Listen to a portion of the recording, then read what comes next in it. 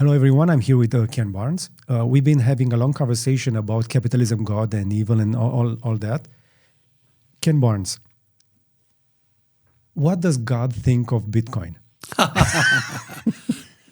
Well, I would be arrogant in the extreme if I said I thought I knew what God was thinking, period. None of us possess God's mind.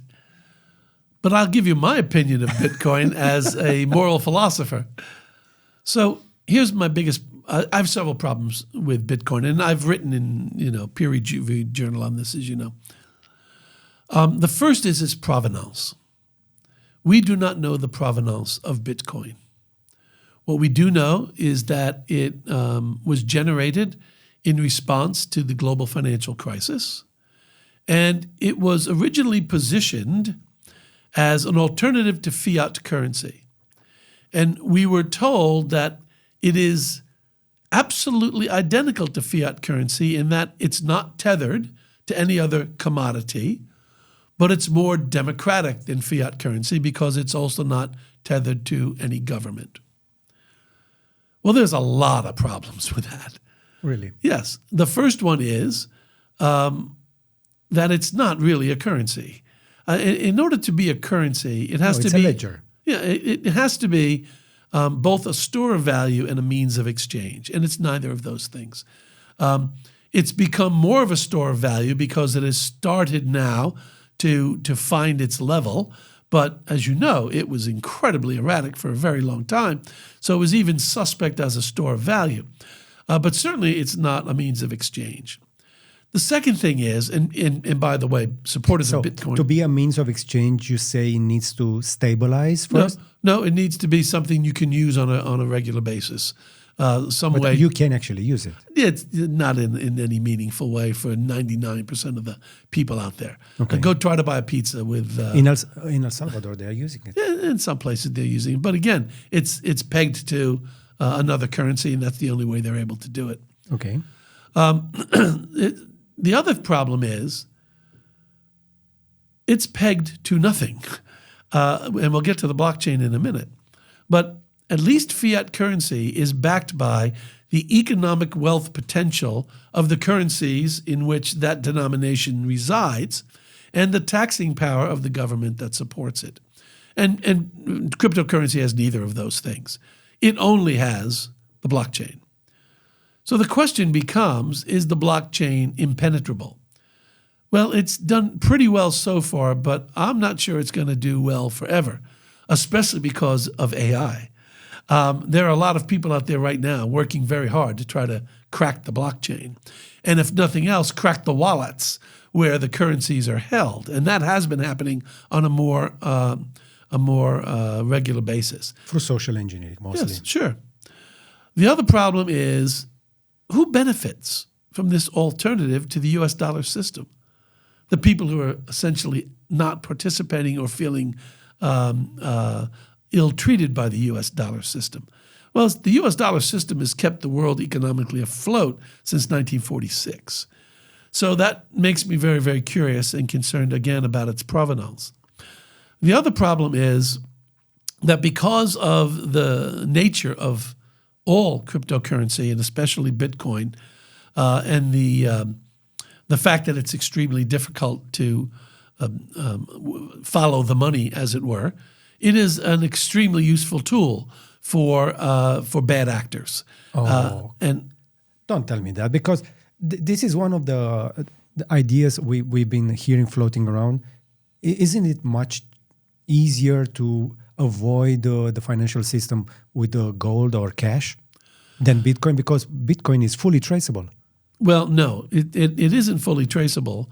You can observe, the blockchain commands and whatnot, but once that money, once the value of the Bitcoin is being exchanged in between actors, you can't trace it. It's almost impossible to trace.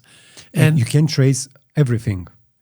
What you cannot trace is the identity, the owner of the wallet. But all transactions can be monitored. But if you can't track the owner of the wallet, you're not tracking anything. It's like watching a star fall from the sky. where did it land? If you don't know where it lands, it doesn't matter that you saw it fall from the sky, because the actors are the ones that you need to stop doing the nefarious activities. So in that regard, it's an extremely efficient way for bad actors to move money around, and at levels that dollars and golds couldn't even imagine. But set that aside for a minute. There's another concern that I think is even a bigger concern, and that is the fact that it was not as democratic as they told us it was going to be. Why? Because it's incredibly difficult to mine. There are now only a handful of players that have the sufficient capacity to mine Bitcoin because of the amount of energy that's required and computing power that's required, et cetera. So it's not what we were told it was going to be. However, let me just say, that doesn't mean I think it's evil. I just think it's suspect.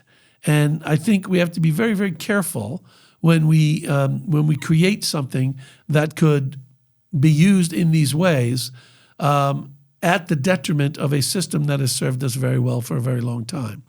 And right now, only actually less than 1% of the balance sheets of international banks hold any cryptocurrency. Yeah, but that's better than 0% a few years back. No question. But they're just hedging. That's all they're doing. And they're tipping their toe in the water, and which is the right thing for them to do, by the way. A much bigger concern for me with cryptocurrency are things like the meme coins, which we talked about before. So what happens is you have really, vulnerable people without any real knowledge of what's happening getting into these things and suffering significantly from it.